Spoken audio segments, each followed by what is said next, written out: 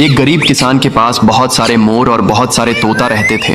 वे बहुत सारे अंडे भी देते थे, लेकिन एक दिन तोते अंडे देना बंद कर देते हैं तो किसान को बहुत गुस्सा आ जाता है और तोतों को डंडे मारकर भगा देता है। तोते रोते रोते जाने लगते हैं। तभी एक तोता चक्कर खाकर नीचे गिर जाता है। तभी एक मुर्गी तोते के पास आती है और उसे घर ले जाती है। तोता सारी बात बताता है। फिर दयालु मुर्गी तोते को अंडे वाली दवाई पीला देती है। फिर तोता बहुत सारे अंडे देता है और रोने लगता है। फिर लाइक सब्सक्राइब नहीं किया।